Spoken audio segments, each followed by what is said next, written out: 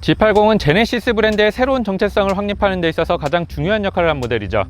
전동화 작업 역시 제네시스의 가장 기념비적인 모델인 이 G80에 최초로 적용되게 됐습니다. 어떤 모습으로 등장하게 될지 저도 그리고 여러분들도 많이 궁금해 하셨을 텐데 퍼포먼스적인 부분을 제외하고는 사실상 큰 변화는 없었습니다. 번호판을 보지 않으면 일반 가솔린 모델과 잘 구분되지 않습니다. 한눈에 봐도 전기차다운 모습의 아이오닉5와 같은 차가 있는가 하면 이 G80 전동화 모델과 같이 외형만 놓고 봤을 때는 내연기관 자동차와 잘 구분되지 않는 전기차도 있죠. 이는 의도된 것일 수도 또는 어쩔 수 없었던 것일 수도 있습니다. 이외에 어찌됐건 G80의 고급스러운 느낌은 여전히 좋습니다.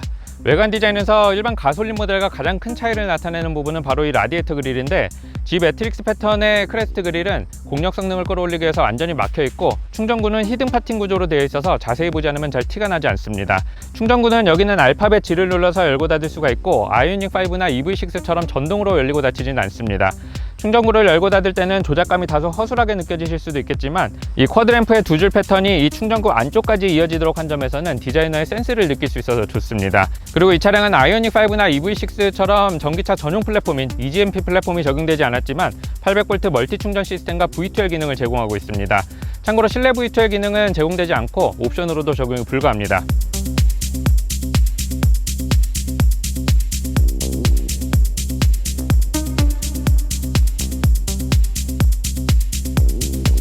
제네시스 G80 전동화 모델은 단일 트림으로 제공되고 있습니다.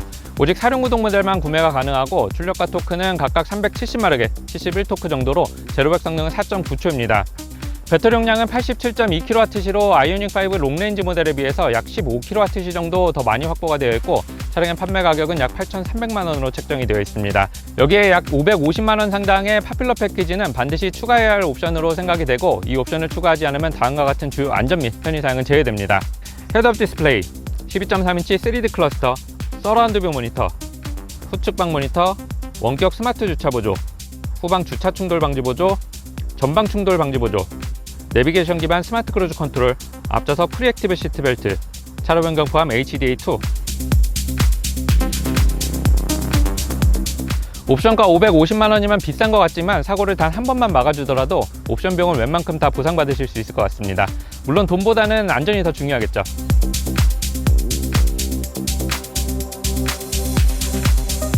이 측면부 디자인에서 가장 큰 차이점을 나타내는 부분은 바로 터빈 디자인의 19인치 전기차 전용 휠입니다. 어딘가 클래식하면서도 역동적인 느낌이 잘 드는 디자인인데 다른 전기차들과 달리 개구 휠이 상당히 높아 보이네요. 기본적으로 차가 좀 무거워지고 출력이 높아졌기 때문에 공력 성능보다는 냉각 효율에 보다 더 초점을 맞춘 전략으로 이해하시면 될 것 같습니다.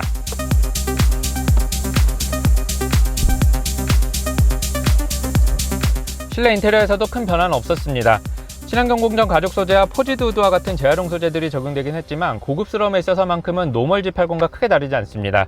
대신 바닥의 높이가 배터리 때문에 조금 올라오게 되면서 성인의 경우라면 허벅지 지지가 잘 되지 않는 문제가 발생하게 되는데 이건 전기차 전용 플랫폼이 적용되지 않아서 발생되는 문제가 되겠죠. 대신 나머지는 다 좋습니다. 가죽의 질감도 좋고 이런 다기능 스위치나 뒷좌석 모니터도 보기 좋은데 지금과 같은 실내 분위기를 원하신다면 옵션 비용은 조금 들이셔야 합니다.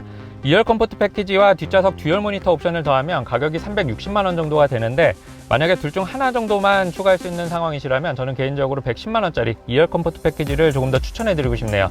이 옵션에는 후면에 전동식 선블라인드, 측면에 수동식 선블라인드, 다기능 스위치, 화장 거울, 그리고 3존 공조 시스템을 포함하고 있는데 지금 시승차와 같이 솔라루프가 적용된 모델은 화장 거울은 제공되지가 않습니다.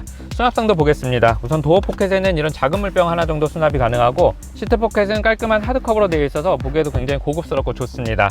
암레스트에는 별도의 수납 공간이 마련되어 있고 공간이 굉장히 넓어서 때에 따라 유용하게 사용하실 수 있겠고 컵홀더는 이 앞쪽에서 필요할 때마다 팝업해서 사용하실 수 있겠습니다. 컵홀더에는 이런 작은 커피잔 고정은 잘 되고 있지만 이런 얇고 긴 물병 고정은 잘 되지 않습니다.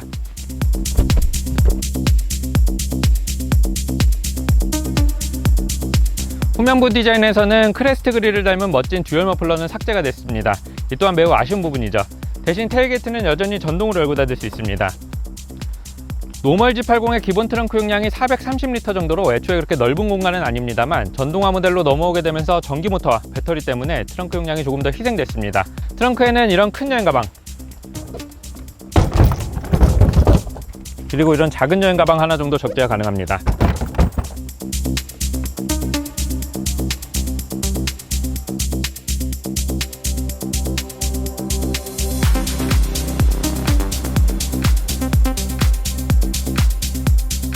뒷좌석과 마찬가지로 이 운전석 인테리어에서도 큰 변화는 없었습니다.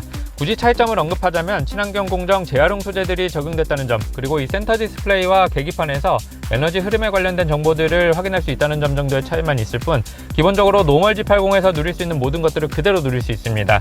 수납성도 똑같습니다. 우선 도어 포켓에는 이런 작은 물병 하나 정도 수납이 가능하고, 센터 콘솔 박스는 멋진 양문형 덮개로 적용이 되어 있어서 고급스러운 느낌이 들 뿐만 아니라 공간이 굉장히 넓고 깊어서 여러가지 물건을 넣고 다니기 좋습니다. 앞쪽에 있는 덮개를 열면 두 개의 컵홀더가 나오고, 컵홀더에는 이런 작은 커피잔 고정뿐만 아니라 이런 얇고 긴 물병도 고정이 잘 되고 있습니다. 가장 앞쪽에 있는 덮개를 열면 스마트폰 무선 충전 패드와 두 개의 USB 포트가 함께 마련되어 있습니다. 시내로 나가보시죠.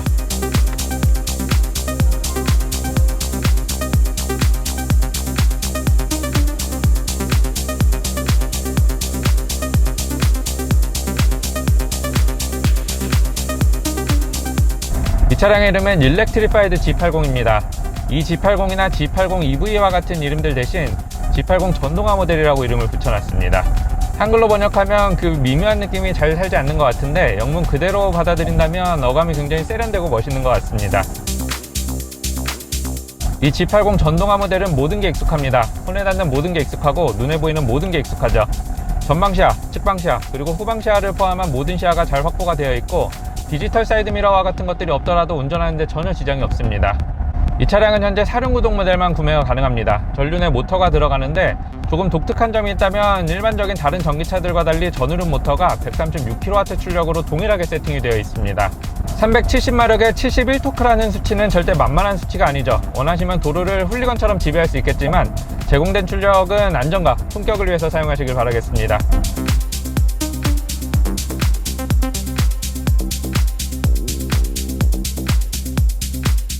노멀 G80에 비해서 출력이 대폭 올라가기도 했고, 물론 안전을 위해서 좀 보수적으로 세팅한 건 있습니다만, 전기차 특성상 실용 영역대에서 풍부하고 즉각적인 토크가 쏟아져 나오는 만큼 서스펜션의 질감은 노멀 G80에 비해서 조금 더 단단하게 세팅이 되어 있습니다. 기존의 부드러운 질감을 그대로 구현했더라면 단순히 가감속을 하는 과정에서조차 쉽게 멀미를 유발할 수 있었겠죠.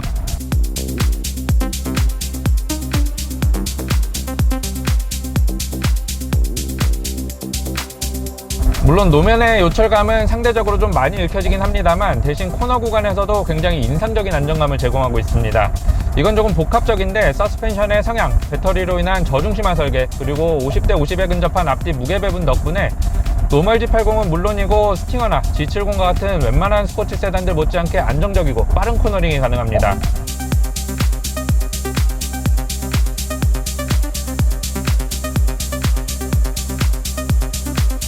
마른路面에서는 스키듬이 들리는 시점도 제가 예상했던 것보다 훨씬 더 여유가 있는 것 같고, 접지는 묵직하되 움직이면 딜레이가 없습니다. 절대 과장하고 있는 게 아니고 정말 좋습니다.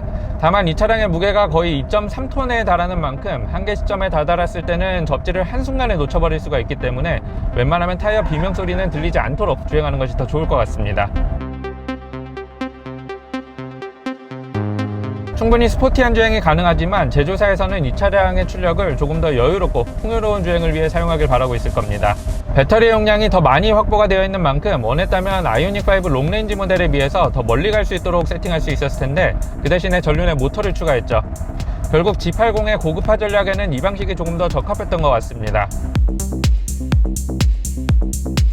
G80 전동화 모델의 1회 충전 주행 가능 거리는 100% 완충 시 427km로 발표가 됐는데, 지난번에 시승 행사 때 의도치 않게 문제점을 한 가지 발견하기도 했었죠. 냉방을 켜고 끌 때마다 주행 가능 거리가 널뛰게 됐었는데, 아무래도 무더위 속에서 배터리 쿨링과 실내 냉방과 같은 문제들이 복합적으로 얽히게 되면서 발생했던 문제로 추정이 되고, 오늘 다시 테스트를 한번 해보도록 하겠습니다. 현재 외부 온도는 20도고 실내 냉방은 17도로 맞춰놓은 상태에서 약 1시간가량 주행을 하고 있습니다. 여기서 냉방을 끄면 주행 가는 거리가 약 3km 정도가 늘어나게 되고, 다시 냉방을 켜면 주행 가는 거리가 약 3km 정도 더 줄어들게 되네요. 그때와 달리 지금은 괜찮아진 것 같습니다. 한정된 에너지를 나눠 써야 하기 때문에 냉방으로 인해서 주행 가는 거리가 줄어드는 건 이해할 수 있는 부분입니다만, 바로 신뢰성의 문제죠. 배터리를 품고 있는 전기차의 숙명과 같은 거겠지만, 주행 여건이나 날씨 등으로 인해서 주행 가는 거리가 심하게 요동치는 것을 반기실 분들은 아마도 아무도 없을 것 같습니다. 앞으로 전기차의 효율성이 단순히 냉방과 난방에 의해서 크게 좌우될 수 있다면, 썬팅을 하실 때 열차단 성능이 굉장히 뛰어난 LX 시리즈를 시공하는 것만으로도 경제적이고 쾌적한 주행이 가능할 것 같습니다.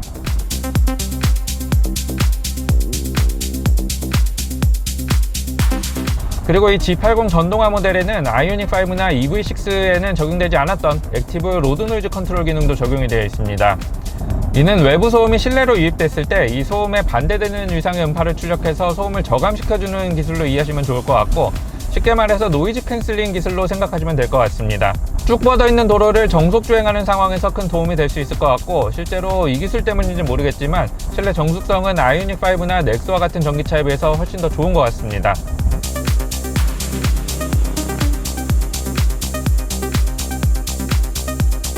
충전은 350kW급 급속 충전기를 이용했을 때 약 22분 만에 10%에서 80%까지 충전이 가능하다고 하는데, 무엇보다 시급한 건 충전 인프라겠죠.